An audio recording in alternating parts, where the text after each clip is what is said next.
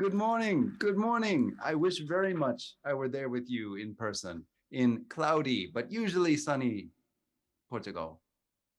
I'm here to talk to you about SpaceX. I operated the Agile program for Elon Musk at Tesla and collaborated with SpaceX while there. Many of you have deep interest in space companies, space technologies, and spent all yesterday learning all about it from some of the most brilliant aerospace speakers in Europe and beyond. What I'd like to do is share Silicon Valley's perspective on rockets, which is now Texas's perspective on rocketry. I'll see if I can even share an image here. What I've done since retiring from Tesla when Tesla stock went up is I've made a 12-step program to move towards how Elon Musk runs a company, how to take a company that's run in a normal way and move it towards the way Elon Musk runs a company. And there's a piece of it that I think has a lot to do with what many of you would love to do. And that's how do you make the company really fast? The first part of this is all about Tesla. So I'm going to go directly to the second half, all about SpaceX. And the first piece is a journey that's probably like most of the companies in the room. SpaceX started with doing a rocket launch every 2 years. What was different about the way SpaceX did their rocket launches, even in the beginning, in 2006, is they treated every employee as a chief engineer. This is one of Elon Musk's core philosophies. They don't have agile managers. They don't have project managers. They don't have product managers. They have engineers. And the engineers are given an enormous amount of power because they manage themselves, even new hires, even interns. Having that culture in the beginning made the company compound speed. And I'd like to share a story about how that worked. Here are the first 8 sprints at SpaceX. Note each sprint is a product launch. The first 4 sprints took 2 years each, then 1 year. Each sprint added automation to speed up design, feedback, testing, installation, certification, etc.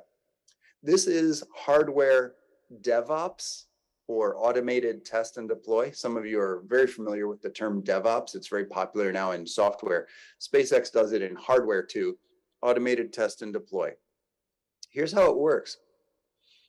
The SpaceX engineers are empowered. They manage themselves, even at the intern level, mostly. The SpaceX engineers mapped where were they spending time between rocket design and rocket launch across the 2 years of the first 4 launches. And they noticed when they were welding, well, first composites, but then welding the rocket barrel sections together, they would then take the rocket round barrel sections out of the welding frameworks, the welding jigs, and inspect the welds on both sides. And they would ship them by truck to a very large X-ray machine for the welds to be analyzed by X-ray. Then the trucks would bring the barrel sections back, and this would give feedback to the designers about how would they design the barrel sections differently to be easier to weld and have less failures. The same SpaceX engineers doing the barrel section design built their own X-ray machine, their own orbital X-ray machine, and they attached it to the welder. They switched to friction stir welding on the inside and outside at the same time with an orbital welding machine attached to the welder. And what happened is as they were welding the seams, the X-ray machine was auditing the weld in real time and feeding all of that live stream video, all of that high definition video to machine learning. So the machine learning would try to figure out as a baby AI, what makes a good weld and what doesn't, in terms of design, in terms of welding parameters, in terms of temperature, in terms of pressure, in terms of friction faces. And what SpaceX did is they automated the testing process. They didn't have to take the part being welded, the rocket barrel section, out of the welder in order to know if it was a good part or not. it had been inspected by X-rays in the welding machine. The second part is they now had a data suite, a high definition data suite, and a baby artificial intelligence model that would give feedback on what types of CAD designs at design time would be easy to weld and produce high part yield. This started to create automated design, AI-based design, and AI-based design assist of rocket barrel sections. You can see by 2014, 2013, 2012, SpaceX had moved towards 1 year rocket design and launches. And look where that AI took them. Now SpaceX is on 2-day sprints. Not an entire rocket, but an entire rocket engine can be designed, built, test fired, and installed on a rocket in 2 days. A commercial rocket launch occurs with new hardware and new software about every 7 days. Really, that sense of speed, I think most of you understand exactly how profoundly fast that is. These rocket motors, no two of them have ever been built the same. There is unique software on each. There are unique cooling lines on each. There are unique alloys, bell shapes, and ablative materials inside the cones on every rocket, every engine. These are the Raptor series engines. And every single one is now designed and built and test fired and installed in 2 days.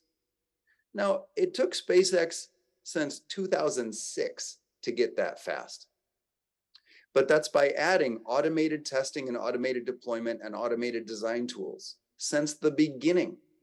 And it's not that there's some separate automation department. The same engineers that do the design are responsible for increasing the level of automation as they build. It starts in a tent. This is Boca Chica, Texas, where now the largest rockets in the world are built. And this is how SpaceX began in Boca Chica. There's a tent with a dirt floor. That's it. There's no office. There's no air conditioning. There's nothing else. People are hired to sit on a dirt floor with a laptop and design rocket parts. Then those same people order metal and start welding. It's not like there's the design group that then hands off CAD design to the approval group that then, once approved, hands off parts to procurement, and then those are outsourced to vendors for fabrication. That's way too slow for a company like SpaceX. In aerospace, now you can see when there's still a dirt floor, look what they're building.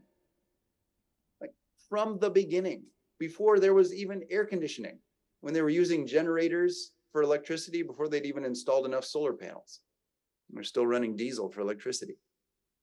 Now this tent evolves into a city building rockets organically based on what is needed at the time.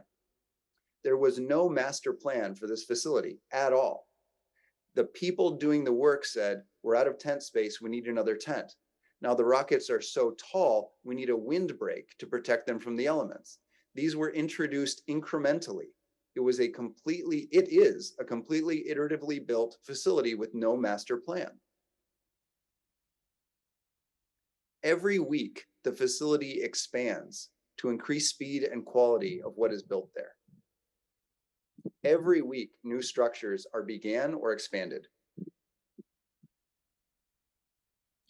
The factory is the product and is treated to product design, user interface design, user artistic beauty and style is built in as the facility develops.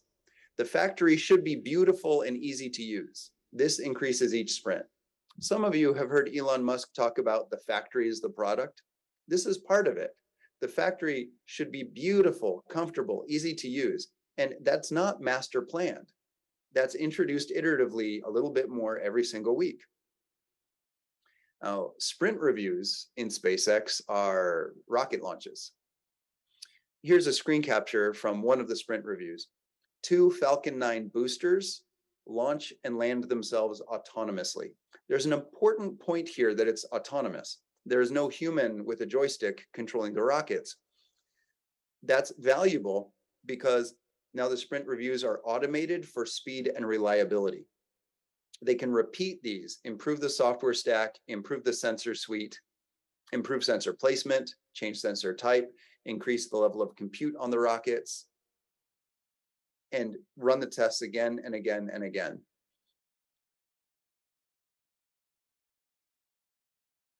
In one sprint, these are the parallel executing work streams. This is arranged according to something called Justice's Law. For those of you that are familiar with agility and organizational agility, you may be familiar with Justice's Law. It's one of the 3 things named after me. Justice's Law states, the modules of the product define the structure of the company.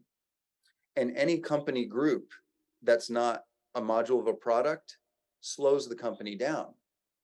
So most companies have a software group. That means every component, every product that needs software has to wait on the software group. They're now in a queue, they're in a line. And that's theory of constraints, that's queuing theory, that's waiting theory, that's related to Eli Goldratt's The Goal and Finding Herbie. What you'd want is each product that needs software to have their own software group so they don't wait in a queue. Now, for cost accounting purposes, if you're managing a company with a Master's of Business Association degree and a spreadsheet, that will sound inefficient. Well, how many years does it take most companies to design and build a rocket? The expense is actually in the length of time you have to employ everyone. And speed of execution is the only thing that matters in the long run. And it's where all the financial savings actually occur. So what SpaceX does is they have the orbital launch tower team. There's software in the orbital launch tower. There's mechanical engineering, there's procurement, there's cost out, there's health and safety. All of those groups are inside orbital launch tower. Now, the orbital launch tower consumes orbital launch tower sections. This is another company group inside SpaceX, and they have their own software, their own procurement, their own cost out, their own quality assurance.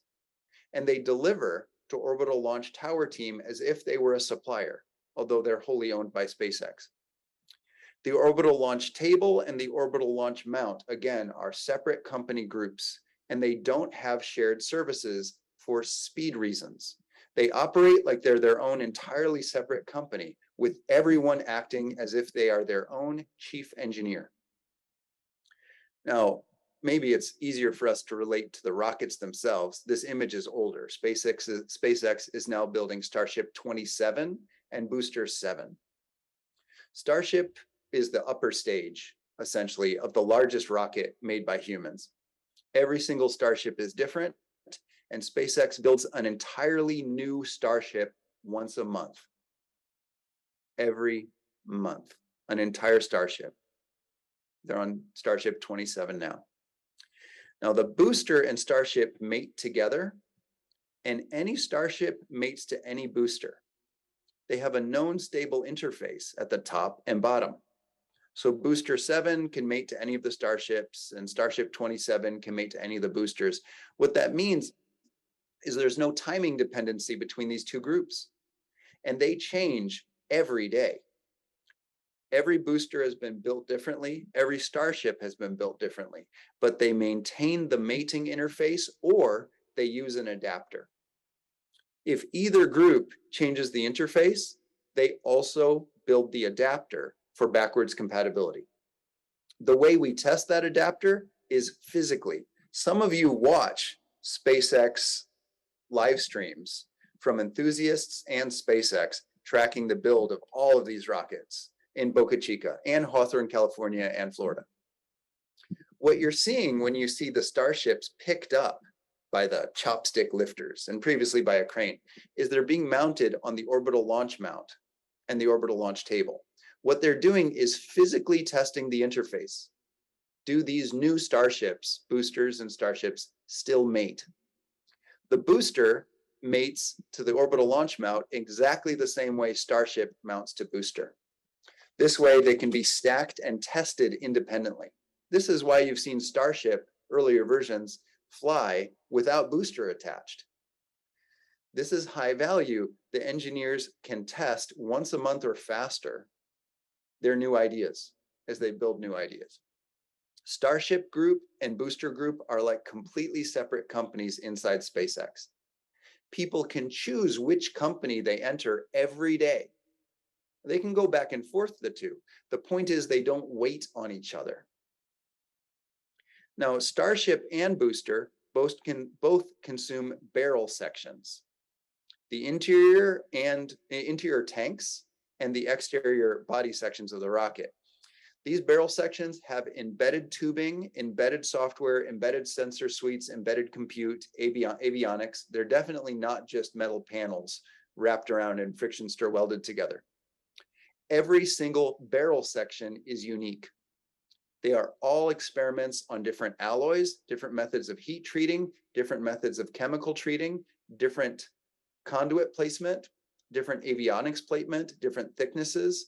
Every single one is unique to try to be lower cost, higher performance, easier to maintain, faster to assemble. Same for the tank header and footer sections. This supply group operates again like it's its own company. They have their own software, their own procurement, many of their own production groups. They run 24-hour shifts, 365 days a year. Well, 2 12-hour shifts every day of the year, producing barrel sections, and they never stop. They don't wait for an order. They simply build as fast as they can. And these are consumed by the Starship and Booster team as fast as they're available. Now, why don't other companies do something like this? Existing aerospace companies, for example, Ariane Group, United Launch Alliance, Boeing, Airbus, these companies build and sell rockets after contracts are signed. For those of you who are project management enthusiasts, this is something we call waterfall. We have a project signed and we release funding in phases or tranches. We have a design phase and release funding for a build phase. Then we have a series of prototype validation phases, a release to production phase, many testing phases, typically over years for aerospace. And then we have a final delivery. And the customer has bought a launch vehicle. The customer has bought a rocket. SpaceX doesn't do that at all. Instead, SpaceX uses a different kind of project management called agile. SpaceX builds rockets as fast as possible. They do not sell the rocket itself. They sell transportation. Just like a cab company, a taxi company. The exact opposite of existing aviation companies in general, mostly. So when you buy a rocket launch from SpaceX, you're only buying kilograms into low Earth orbit or a higher orbit. You're choosing the orbit and the weight and size parameters, but it's mostly governed by weight. And that's it. SpaceX then allocates you to a launch vehicle. Just like when you ride a taxi, you don't buy the taxi. You pay for that ride on the taxi. Now, since these rockets are an increasing percent of reusability, it just becomes more and more affordable for SpaceX. But more importantly than that, it lets SpaceX build new designed rockets as fast as possible. The pace of innovation is the goal. That's what Elon Musk is financing. Elon Musk says, pace of innovation is the only thing that matters in the long run. Not cost per launch. In the long run, it is only pace of innovation. And here's what it looks like. Independent parts running side by side. Another team is running efficiently at the same time. The key here is these teams are independent. There is not a management group that plans timing for these teams. There is no time estimation. These teams are completely independent and are simply told execute as fast as you can. There is not an overall budgeting group. There is not an overall timing or project planning group. It's as if you were buying each of these parts from Amazon as fast as they could be stocked. That's how independent these groups can feel.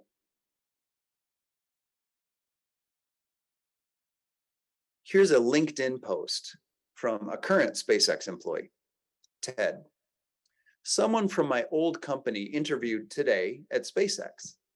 They asked, what are the major differences between the two companies? Here was my answer.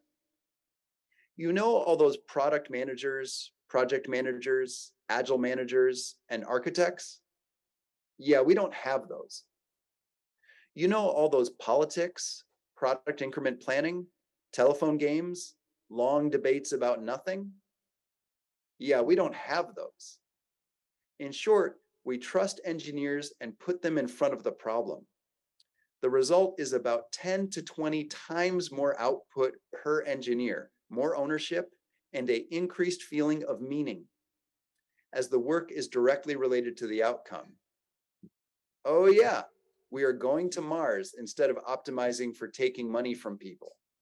So there's that. What SpaceX has built is a mission-driven company without management. They've replaced management with artificial intelligence software stacks, just like Tesla did when I was working in Tesla, operating the Agile program there. That's a whole different part of the 12-step program. Maybe at a future conference, we'll talk about that one. It's called digital self-management, and it essentially allows the company to run without management, an engineering optimized company. The goal for Musk companies, SpaceX and Tesla, and Neuralink and OpenAI and the Boring Company, is to approach 100% of staff being engineers directly working on the product. That means you don't want any management or escalation through layers. Those escalations still have to happen. So instead, they're escalated to software stacks that give the best answer they can in seconds. And that's called digital self-management. I know I wanted to stay focused on aerospace, but I did want to share a story from Tesla. SpaceX does operate the same way in this regard. In Tesla, where I worked, operating the Agile program, everyone is also involved in production. Everyone. I mean, I was essentially operating a project management entity, and I helped unload trucks and paint cars. Everyone physically works, everyone, including Elon Musk. Elon Musk is in the factories, bending metal, drilling metal, unloading trucks 12 hours a day, every day. That's very inspiring if you work there. And we use a technique called mob. It's a form of group work that allows people to learn from each other very quickly, and it allows even new hires or junior engineers to learn very quickly and perform at a high level safely. Mob is ideal for 2 to 5 people in a group. Mob works well with any composition of skill. All new people are highly creative. At Tesla, and when I visited SpaceX, also at SpaceX, we would mob on emails, contracts, programming, CAD or design, even physical work like assembling robots or building cars. All work was mob. There is also a related type of work called ensemble work. We also did that. Now, most companies have people work alone. In fact, most engineers around the world request that. They request to work alone. And then there are multiple layers of management. And as you go up, people spend more time creating and consuming presentations and not directly engineering on the product. This reduces the financial efficiency of the company. What that means is it's actually financially impossible to compete with SpaceX. They will always win because they are nearly 100% engineers directly contributing to the product in terms of financial outlay of the company. Then there's not a more efficient model to run a company. So they're orders of magnitude more cost efficient, more capital efficient. Here's what it looks like. Here's a publicly released capture of, this one's Tesla, in Berlin. So this is in Europe. This group works together. One person at a time does the work. Welds, paints, writes Python software, talks to a supplier, settles up procurement, whatever the work is, one person does that. The other 3 or 4 people cheer them on. Really, they say, good job. They get them a coffee, they give them advice. If they're more experienced, they might give specific instruction. What they're there to do is make sure that person feels successful. So they're all checking quality simultaneously. As soon as that person has a success feeling, we call them the driver, they rotate. That's every 3 to 7 minutes, depending on the team. The team will choose how long it is between rotations. They don't want to rotate the driver before the driver has the success feeling and builds their confidence. Then they rotate the driver. In this way, maybe 2 times an hour, maybe 3 times an hour, everyone is driver in that group. So everyone stays very awake because they're going to be driver soon. And it's their job to cheer on the current driver. What this does is if you introduce an intern and a very experienced employee, at the end of 1 week, that intern is extremely skillful. And the experienced employee feels great. They've been teaching by doing, not by lecturing, but by actually doing. Because remember, the teacher also has to work. So how does this work in traditional companies where you have layers of hierarchy and senior engineers that don't work anymore? And many of them don't want to work anymore. Well, those companies will simply die if faced with direct competition from a company like SpaceX. Because a company that is less financially efficient will never be able to cost compete with a company like SpaceX or Tesla or the Boring Company or OpenAI or Neuralink. What I'll also say is, having done this for 12 hours a day, is it's incredibly fun. You have this whole group of people cheering for you, telling you, maybe more like this, or if you really don't know what you're doing, giving you direct instruction so you can still feel successful. And then you have a chance to cheer them on and maybe give them advice if you have a good idea when it's their turn to be driver. It's actually the most fun way to work I've ever worked, anywhere I've worked, all around the world. And I've worked with the US Air Force, the Australian Air Force, the Australian Special Forces. I've worked on the F-22 Joint Strike Fighter and the F-35 Joint Strike Fighter. And in Europe, I worked on the Saab Gripen. I've consulted to Airbus. And I've never had as much fun as when I was working in mob like this. I recorded a YouTube video at SpaceX Boca Chica where I talk about how fast these rockets are made. And what I talk about mostly in that video, it's on my YouTube channel, youtube.com/Joe Justice. Actually, I think Joe Justice is a musician. I think I'm YouTube/Joe Justice 0. The number is 0. What I talk about is how these huge rockets are built, including software, including testing, including entire new design in 1 minute, and how they're independent from each other.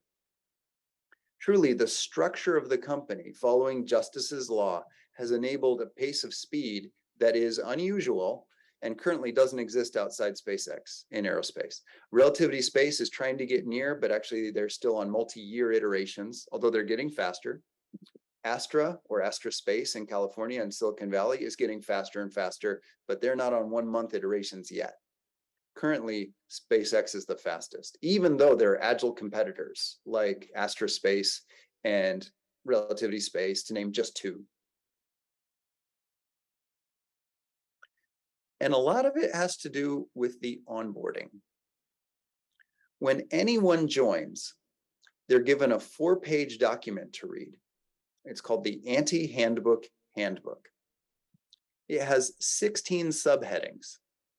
And it sets the culture because it's the first thing you're given in your onboarding. And your onboarding is only 4 hours long.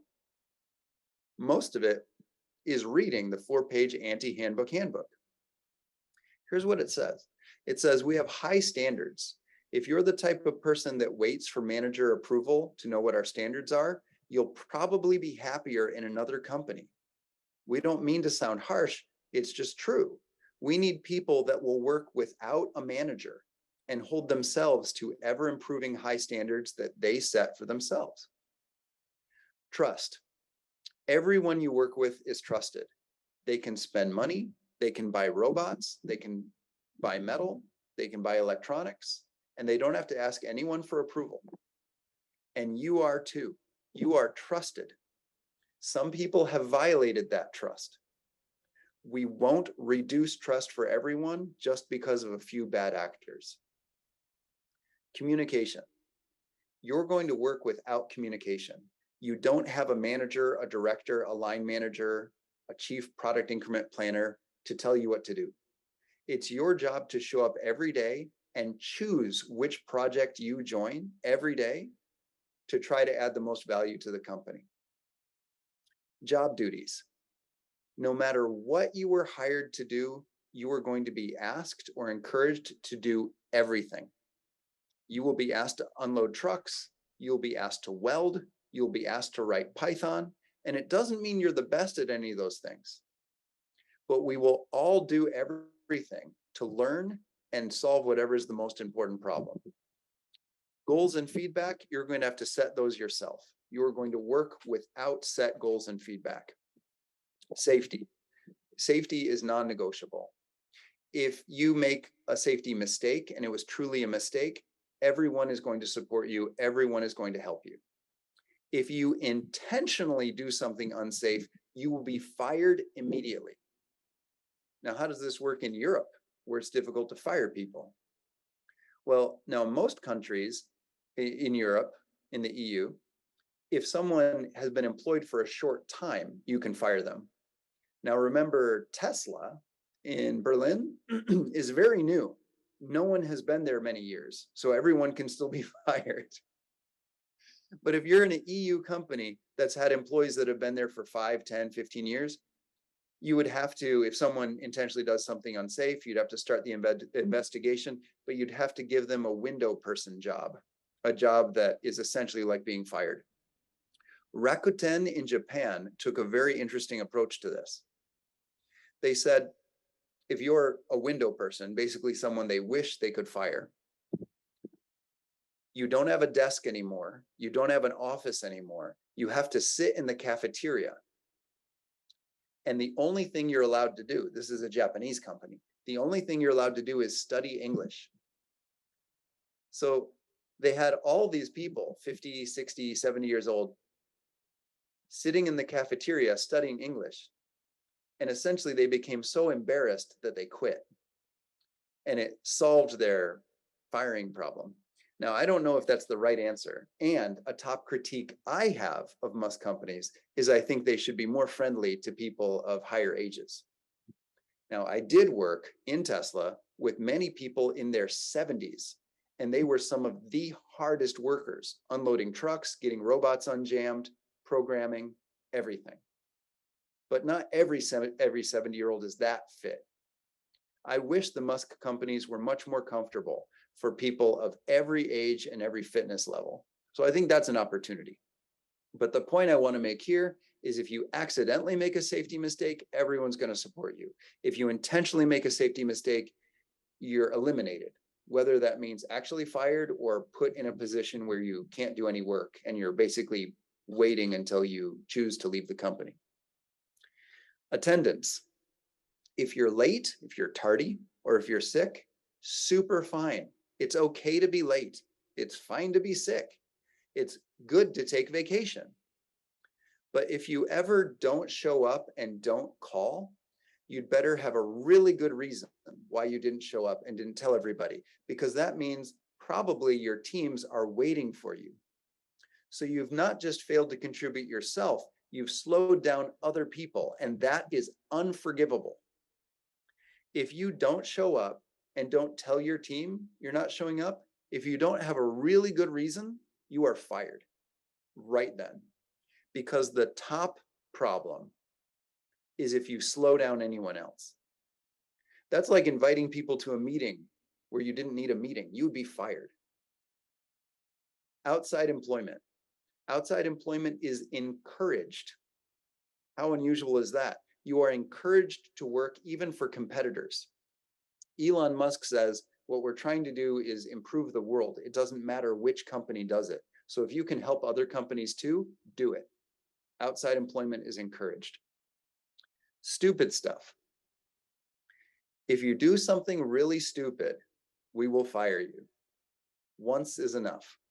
We're not going to even list all the stupid stuff. We're not going to make a long list of things that aren't allowed. Instead, we want you to think. we're just going to say, if you do something stupid, you will be fired. If you accidentally do something stupid, everyone's going to help you. Everyone's going to support you. It's going to be fine. If you intentionally do something stupid, you are gone. Fun. If there's anything you can do to increase the level of fun you have at work that doesn't slow down speed or quality for you or someone else, do it immediately. In SpaceX, the orbital launch tower for the largest rocket in the world has a tiki bar on top. The engineers built it. They didn't outsource it to a tiki bar manufacturing company. The same engineers designing rocket parts and building them built the bar. And not just any bar, any alcohol serving bar, a tiki bar, wooden Polynesian masks and drinks and coconuts and everything. A super fun bar. This is very normal in the Musk companies. Some of you saw or attended the opening of Tesla, Giga Brandenburg, Giga Berlin, and you saw lasers and smoke and 10-meter tall mylar shining dancing puppets and DJs and techno dance music. That is the culture of the Musk companies. They're incredibly fun. Moral of the story, you're going to work on everything. You're going to do any type of work. You need to choose that type of work yourself. No one's going to tell you which project to join. You can change projects anytime. You can stay working on the same project for years, but you can also change project anytime without being told to do it. You are empowered. Resolving concerns. If you have any problems, there's 2 human resources departments, or actually agile people operations. You can reach them by calling, by chat, iMessage, or if you use an Android device, there's an encrypted app called Signal, email, or you can walk up and talk to them face to face. And these groups will do everything they can to help you resolve your concern. You're fully supported. I hope you enjoyed the second half of the section on what I think I learned from Elon Musk about building a fast company. That's step 2 of 12 to move a traditional company to a company the way Elon Musk does it. I actually teach these courses online for fun now. It's called Joe DX for digital transformation. I have a lot of fun doing it. Thank you very much for listening to me share what I think I learned about how to operate something like an aerospace company from when I was working with Elon Musk. If there's any time left, I'd love to hear comments or questions from you, and thank you very much.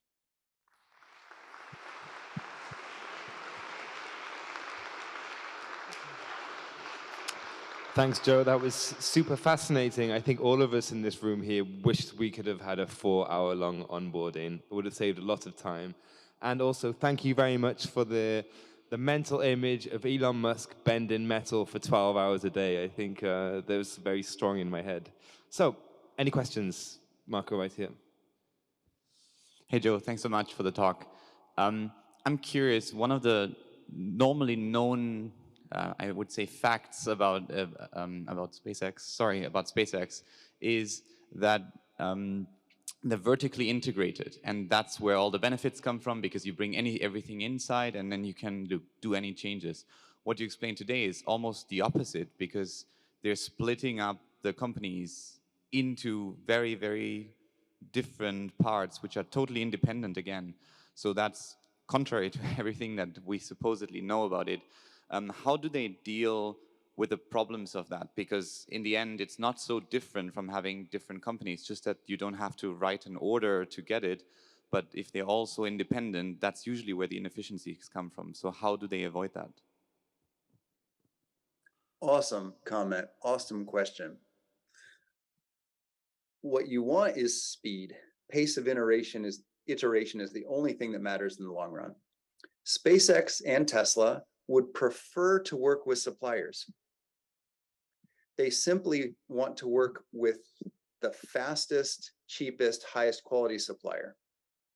A famous example of this that's public is SpaceX was ordering rocket pumps to throw fuel into the combustion chamber. They put out a public RFP, and the responses they got to their proposal were all 2 to 5 years in the future and tens of millions of euro.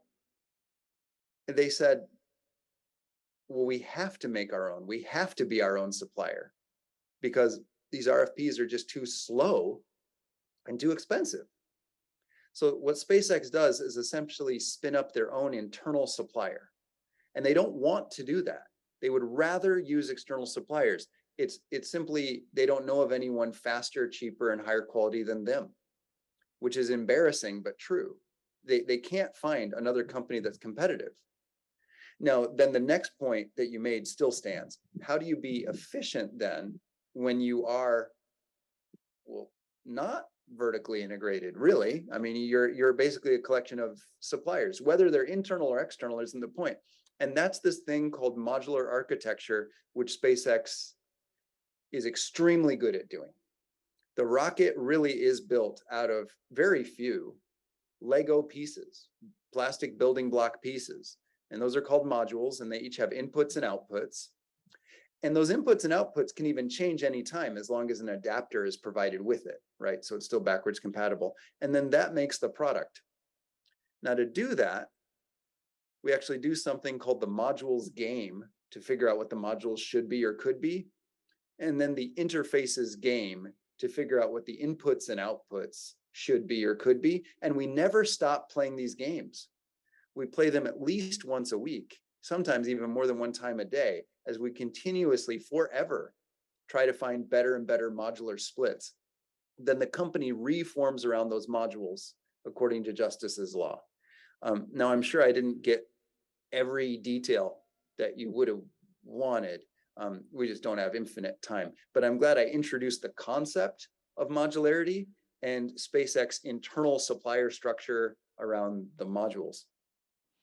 Maybe you could give us just some more insights into what those module games look like, or I think that would be. It's actually super fun. Now the game takes about 15 minutes to play each, so 30 minutes total, and we don't have that much time, but I can show it to you. Here's an example of a car. I remember I was working in Tesla. I collaborated with SpaceX, but I was a Tesla employee. You say, how many easily parallel projects are there? I mean, that's the key, that they don't have to wait on each other. How can you split this thing into as many independent, parallel executable work streams as possible? So that's the thought exercise. Then, how many teams do we need? Because you want at least one team per module. Let's say we have a project goal. What is the smallest scope of change that will achieve our goal? Can we stay within the bounds of just one module? If no, we probably want to combine those modules back. You don't want two modules that have to change at the same time always, right? So you group those back together and try a different split. Then, can we group modules by who needs to certify or approve them? This has to do with an agile practice called definition of done. And I have an example here about some safety critical systems in the car. Can we group modules by production materials and final test methods? This lets us know where these teams geographically can work. Your composites shop should be hopefully near your composites testing facility, etc. We use theory of constraints and a backlog of investments. I didn't even talk about agile budgeting here and no budgets, but that's related. Does everyone need the same tool? Can we afford one for each team or not? If we need like a huge autoclave to cure composites, we want the teams to self-form in a ring around the autoclave so they can be feeding it directly themselves without relying on a logistics team. And the last question, can we group modules by design tools needed? This tells us the training programs we need and something called communities of practice. Tesla doesn't use the Spotify model. Some of you may know it came out of Sweden. Tribes, guilds, squads, those are words from the Spotify model. Tesla doesn't do that. SpaceX doesn't do that. But they do have group training by skills group, because all these module teams, like suppliers, they have common skills like computational fluid dynamics or finite element analysis. That's called a community of practice for Tesla or SpaceX. And they'll have people spend maybe 2 hours a week working in the community of practice, so you have common skills across the organization. This also helps for auditing, verifying you're using the best in-breed tools. That's a very brief overview of the first half of the game, the modules game. After that comes the interfaces game. And when you're, I mean, you describe it as a game. Is this something that you guys have fun doing? Yeah, typically with coffee, beer, or tequila, depending on time of day. Yes. So it's in the tiki bar that you built. We have another question here. I have never had as much fun as I have in a Musk company. It really was like playing a game all day. It was a 12-hour day, but it was like 12 hours of a game. I mean, some of us have sat and played video games for 12 hours and we liked it. It's kind of like that. Hi. Hello, first of all. You talked a little bit about the digital self-management system, and now you're talking about modules and module teams. How those two things correlate? So is the digital management system individual per module, or is there a big system that then correlates all the information? And can each team, module team, decide what the system is? Brilliant point. Yes, each team decides what the system is. However, they're built from a common library. I mean, new library elements can be introduced by any team at any time, but they're put in a central share. So all other teams have access to any newly introduced components of digital self-management. But yes, each team makes their own from almost entirely from this library. And yeah, they can add to the library. But yes, it's what you said. Hi, I have a question. You were demonstrating the approach with the two examples of Tesla and SpaceX, which are companies which have been growing, I would say, organically since 2000 something. So when you would slip into the shoes of, I don't know, the CEO of Airbus, for instance, or another big traditional company, what would you actually do in order to transform those companies? Like, what would be a recipe? Like starting to move around the tanker, like step by step, or shut the whole thing down, start from scratch? Yeah, What I would be the hear you. approach? I hear you. Yeah, there does need to be new policies, new company policies to work this way. And those policies I propose are introduced in these 12 steps. So I think there is a 12-step plan to introduce these policies. So then the question is, can we change policy for all of Airbus, whatever the company, or do we need to make a new company in order to try those new policies? So that's a management decision. I think some companies will take the whole tanker and iteratively modify the policies. Maybe one major policy change a week. And over the course of a month, the company will feel different. And over the course of a year, the company will be substantially different. I believe many companies will do that. Now, some companies won't choose to update their core policies. So they will either die, I truly believe, or they will spin off a new company. They will invest in or create a new company that has these new policies. Because even the legal language of contracts absolutely has to change. That's one of these 12 practices. And the cadence of budgeting and budget policy has to change to run this way. So I believe it's successful either way, either the whole existing company or spin up a new company. What dictates which is at what level can we actually change the policy on which the company holds itself accountable. Thanks, Joe. Amazing presentation. Just, I'm curious about one thing. So you've obviously made here a very great presentation of how to translate a company into becoming something like SpaceX and or Tesla. Just out of curiosity, I mean, I've seen that you have Japanese translation. How many companies do you know right now that are transitioning into this type of approach? And I mean, I not even know if you're allowed to say, but is this something that's happening in the industry, or is it still an outlier SpaceX Tesla thing? Oh, sure. Okay. What I can say publicly is I'm currently an advisor to Mercedes-Benz, directly to the board and the CEO. And they are very, very seriously about reducing their new product introduction cycle from every 5 to 7 years to 10x that. So Mercedes-Benz is one who I can publicly cite. Previously, I was brought in to train the next CEO of Toyota, Daisuke Toyota. And then also their suppliers, Denso, and hundreds of employees in rings basically around Daisuke Toyota. In Europe, maybe better to focus on Europe for a little longer. Philips is very serious about this. ASML, ASML, the company that makes the machines Intel uses for chip production. I believe it's safe for me to say they're not there yet. They're seriously interested. I'm lucky enough because I run these classes now. Like Mercedes, I'm an advisor, but many companies join these classes, and I can see who joins these classes, and it's hundreds of companies. And sometimes it's board level people. How does this work? Sometimes it's new hires, like some companies have all of their new hires join this course online as part of their onboarding. But some companies have the board members in here, and it is hundreds of companies. And yes, it is many Japanese companies, but it's also many EU companies and Silicon Valley companies, of course. So I'd say I don't think it's everybody yet. I think we're still in the early minority, but it's hundreds of companies. Okay, great.